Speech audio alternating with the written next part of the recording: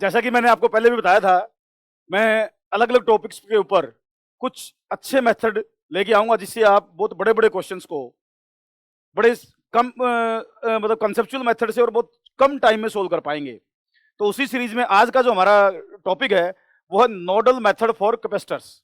मैंने आपको nodal method for resistance बता दिया है, नोडल मेथड फॉर कैपेसिटर्स आज हम डिस्कस करने वाले हैं। देखो, नोडल जो मेथड है इसके अंदर हम कंजर्वेशन ऑफ चार्ज से रिलेटेड कॉन्सेप्ट्स को अप्लाई करते हैं। तो कंजर्वेशन ऑफ चार्ज किसी भी आइसोलेटेड सिस्टम के ऊपर आप अप्लाई कर सकते हो, ये आपने फर्स्ट यूनिट में पढ़ा हुआ है। उसी का यूज करते हुए कुछ क्वेश्चन हम इसमें सोल्व करेंगे। जो क्वेश्चन अगर हम नोडल मेथड से सोल्व ना करें तो फिर हमें वो किरचॉफ्स लॉ से सोल्व करने पड़ते हैं, और अगर हम किरचॉफ्स लॉ से इक्वेशन बना के सोल्व करते हैं तो कई बार क्वेश्चन में कैलकुलेशन बहुत ज्यादा हो जाती हैं। उनको कम करने के लिए ये मेथड हम डिस्कस करने वाले हैं। तो ध्यान से सुनना, बड़े अच्छे क्वेश्चन मैंने कलेक्ट किए हैं और उनको मैं बहुत ही मतलब कंसेप्चुअल तरीके से बहुत कम टाइम में सोल्व करने की शॉर्टकट ट्रिक आपको बताने जा रहा हूं। पहला क्वेश्चन हम लेते हैं जिसके अंदर हम नोडल मेथड लगाएंगे कैपेसिटर्स के ऊपर। देखिए फर्स्ट क्वेश्चन में लिखा हुआ है, इसमें क्या पूछा है इसने, देखो स्टेटमेंट देखो पहले आप इसकी। इसने मुझे find the charge on each capacitor, find the charge on each capacitor. By nodal method में इसको यूज सोल्व करूंगा। तो नोडल मेथड में करना क्या होता है, पहले स्टेप समझने हैं। वैसे तो रेजिस्टेंस में मैंने बताए थे, लगभग वही स्टेप इसके अंदर कैपेसिटर में भी है। सबसे पहले क्या करना है, आपने एक ऐसा पॉइंट चूज करना है जिसको रेफरेंस पॉइंट आप बोलोगे।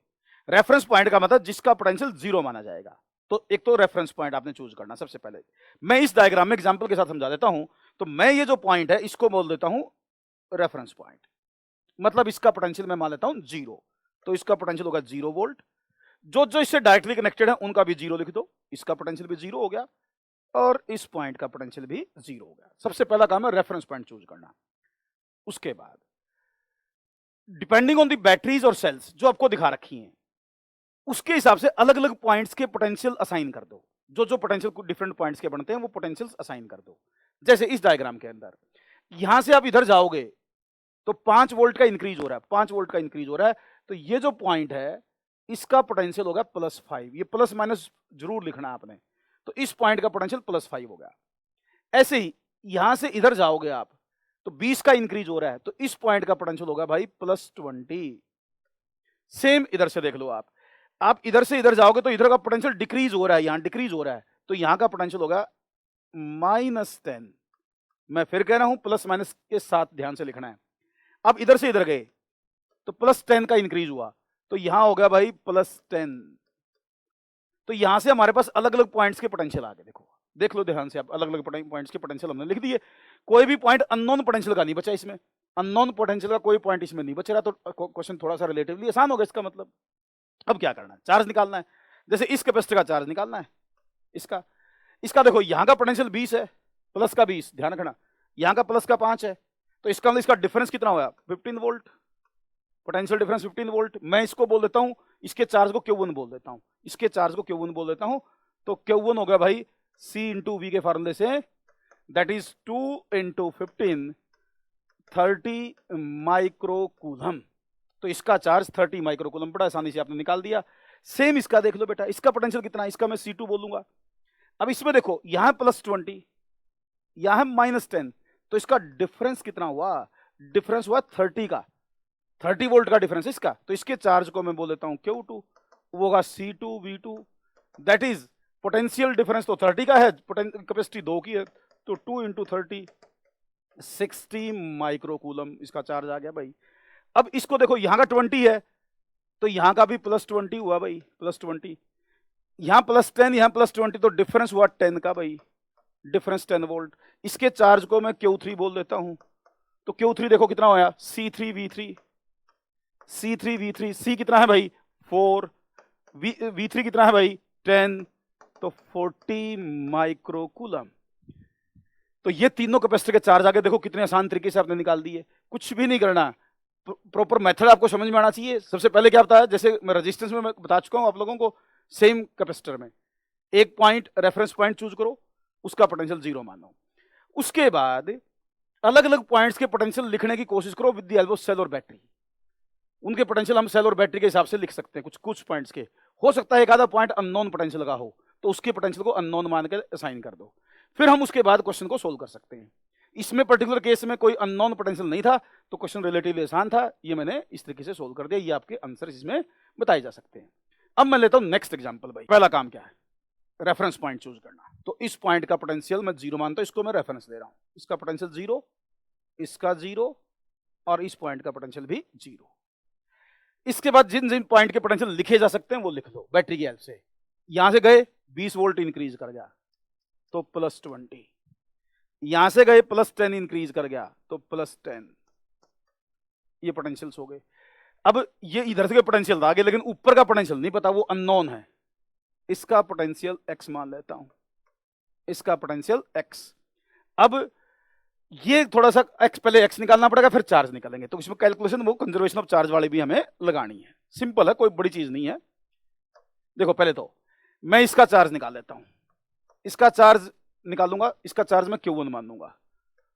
तो Q1 हो गया भाई पोटेंशियल डिफरेंस। देखो इसका यहां का x है, ये x है, x -10, कैपेसिटी है 2। इसका पोटेंशियल मुझे पता है x -0 × 2। इसका यहां का पोटेंशियल x है, x -20 × 4। ये चार्जेस आ गए। अब मैं ये मानूंगा जैसे यहां से चार्ज गया तो यहां चार्ज गया, तो इस तीनों यहां ये आइसोलेटेड सिस्टम का काम करेगा। ये आइसोलेटेड जंक्शन कह सकते हो आप इसको। तो यहां पर तीनों चार्जेस का सम 0 आना चाहिए, तीनों चार्जेस का सम 0 आना चाहिए, क्योंकि ये किसी बैटरी से कनेक्टेड नहीं है, ना कोई चार्ज लेगा ये ना लेगा, टोटल चार्ज 0 होना चाहिए, क्योंकि इनिशियल चार्ज 0 था। तो Q1 + Q2 + Q3 that should be 0 इस जंक्शन के लिए, इस जंक्शन के लिए। तो यहां से मैं लिख सकता था, ब्रैकेट साथ साथ खोल लूं भैया, ब्रैकेट खोल लेता हूं Q1 Q2 की वैल्यू पुट करते वक्त। तो 2x -20 तो यहां से आ गया, +2x यहां से आ गया, +4x -80 = 0। ये आ गया। यहां से 2 4 8 8x, उसके बाद 80 कितना, 80 -20 तो 100 = 0। तो 8x = 100 और x = 100/8 मतलब 25/2। ये आया पोटेंशियल। बेटा मेरे ख्याल से तो समझ में आना चाहिए।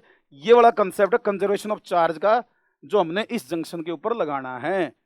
ये आइसोलेटेड जंक्शन है, किसी बैटरी या सेल से कनेक्टेड नहीं है। यहां से टोटल चार्ज कांस्टेंट रहना चाहिए, इनिशियल चार्ज 0 था तो फाइनल चार्ज भी 0 रहना चाहिए। वो कंसेप्ट हमने इसके ऊपर लगा दिया, इक्वेशन बनाई, पोटेंशियल आ गया। बट हमारा आंसर चार्ज निकालने का है। जैसे Q1 निकालना है मुझे, तो Q1 लिख लूं। Q1 होगा भाई 25/2 -10 × 2। तो ये होगा 5/2 -10 कितना होगा, 5/2 बच गया, 2.5 बच गया मतलब। तो ये होगा 5 माइक्रोकूलम। पॉजिटिव नेगेटिव का ध्यान देना है। फिर नेक्स्ट क्या है, 25/2 × 2 25 माइक्रोकूलम। Q3 क्या है भाई, Q3 देखो एक बार, Q3 की वैल्यू यहां लिख दूं। Q3 की वैल्यू नेगेटिव पॉजिटिव का ध्यान देना, मैं फिर कह रहा हूं 25/2 -20 × 4। तो Q3 कितना आया भाई, 12.5 तो 7.5 माइनस का गुणा में 4 तो -30 ये देख लो भाई, ये -30 आ गया। तो इसका मतलब क्या हुआ, माइनस प्लस का मतलब क्या है, इस पर पॉजिटिव चार्ज यहाँ, इस पर यहाँ नेगेटिव, इस पर यहाँ पॉजिटिव नेगेटिव, इस पर उल्टा है, इसका मतलब नेगेटिव पॉजिटिव। ये चीज ध्यान देनी है कि किस साइड पॉजिटिव चार्ज है किस साइड नेगेटिव है। ये भी पूछ सकता है कि कौन सी प्लेट पर पॉजिटिव चार्ज है कौन सी प्लेट पर नेगेटिव चार्ज है। वैल्यूज इस तरीके से निकल जाएंगी आपकी। उम्मीद करता हूं समझ में आ रहा होगा। बिल्कुल आसान कॉन्सेप्ट है, रेजिस्टेंस वाला और ये वाला एक जैसा है, बट उसमें कुछ करंट वगैरह निकालने होते हैं, इसमें हमें चार्जेस वगैरह निकालने होते हैं। कॉन्सेप्ट वाइज कोई चेंज नहीं है। नेक्स्ट क्वेश्चन पर चलते हैं। पहले तो नोड लो भाई, नोड कौन सा है, मतलब रेफरेंस पॉइंट, इसको मान लेता हूं बेटा रेफरेंस 0 0 0। कोई डाउट, यहां 10 इंक्रीज कर गया +10, यहां 25 घट गया -25, यहां 30 बढ़ गया +30। ये पोटेंशियल असाइन हो गए। अब ये बच गया अननोन। लेट इसका पोटेंशियल x, इसका पोटेंशियल x। अब किस किस के चार्ज चाहिए मुझे, 3 के। इसके चार्ज को मैं Q1 बोल रहा हूं, इसके चार्ज को Q1 बोल रहा हूं। तो Q1 क्या होगा, x -10 × 1 x minus 10 into 1 micro वाइक्रो बाद में देख लेंगे हम, Q2 x माइनस 30, इसके चार्ज को मैं Q2 बोल रहा हूं भाई, इंटू 2 Q3 मैं इसके चार्ज को बोलूंगा माइनस 25, तो x प्लस 25 हो जाएगा ये, इंटू 2। अब ये एक आइसोलेटेड जंक्शन होगा, इसके ऊपर तीनों चार्ज का सम 0 होगा क्योंकि इनिशियल चार्ज 0 है। हमेशा 0 हो कोई जरूरी नहीं होता, मतलब कंजर्व रहेगा। तो यहाँ बेटा देखो, अब Q1 plus Q2 plus Q3 is equal to 0।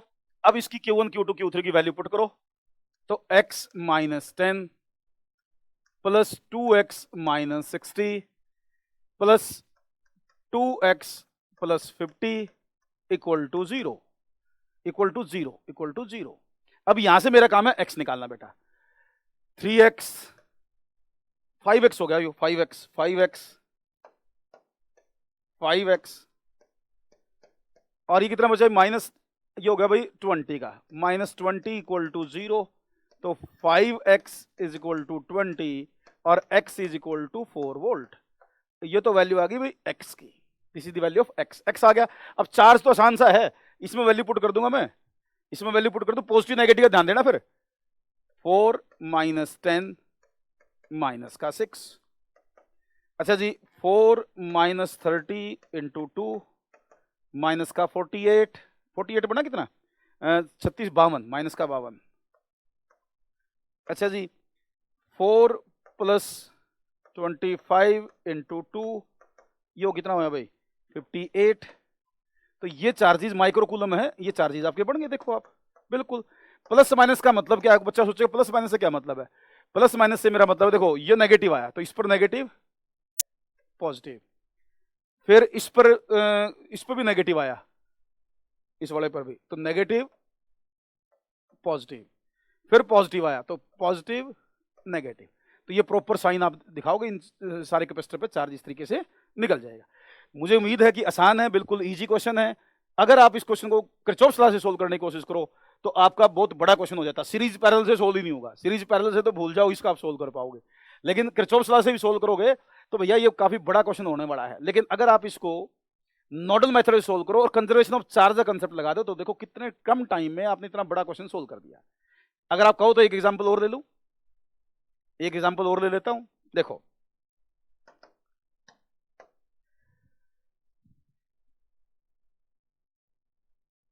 इसको देखो बेटा, इसमें तो पहले ही कर रखा है इसने, ये अर्थ से कनेक्टेड है। देखो ये अर्थ से कनेक्टेड है, तो 0 0 0 0 0, इन पॉइंट्स के पोटेंशियल हो गए 0। पूछा किसने, find voltage across C1। C1 का मतलब ये बड़ा, इसके अक्रॉस पोटेंशियल डिफरेंस बताना है मुझे, इसके अक्रॉस पोटेंशियल डिफरेंस बताना है। देखो बेटा प्लस का 4, ये तो इतनी उम्मीद कर सकता हूं आप ये प्लस माइनस लिख देंगे, कैसे लिख रहे हैं, प्लस का 2 प्लस का 2, इसका भाई माइनस का 4। अब दो अननोन हो गई, ये भी अननोन है, ये भी अननोन है। इसका मान लेता हूं x, इसका मान लेता हूं y, तो यहां का भी x, यहां का y। ठीक, तो पहले मैं इधर से सोल्व करता हूं। दो जंक्शन बनेंगे इसमें, दो इक्वेशन बनानी पड़ेंगे इसमें, ये थोड़ा सा लेंथी क्वेश्चन हो जाएगा। किरचॉफ्स लॉ से तो और बड़ा हो जाता है, इसमें भी आपको दो इक्वेशन बनानी पड़ेंगी। तो पहले इधर का चार्ज निकालता हूं मैं, इसको जंक्शन मान के चलूंगा, फिर मैं इसको जंक्शन मान के चलूंगा। पहले इधर वाले जंक्शन से बात कर लेता हूं मैं। तो भाई इसके हिसाब से चलूं, यहां का चार्ज, इसका चार्ज, इसका चार्ज x माइनस 4 इंटू 2, इसका चार्ज। ध्यान से देखते रहना भाई, कहीं सोचो कि कैलकुलेशन नहीं करनी, कैलकुलेशन करनी है आपको। इधर से x माइनस 2 इंटू 2, इधर से इसका charge x minus y into 2, और इन तीनों का सम 0, इन तीनों का सम 0। तो 2x minus 8, 2x minus 4, 2x minus 2y equal to 0। हमें दो इक्वेशन बनानी पड़ेंगे ना, दो अननोन हो गए x और y, तो दो इक्वेशन चाहिए आप लोगों को। x कितना हो गया 2 2 6x, y कितना हो गया बेटा देखो माइनस का 2y, और बाकी टर्म इधर ले जाओ तो प्लस का 12।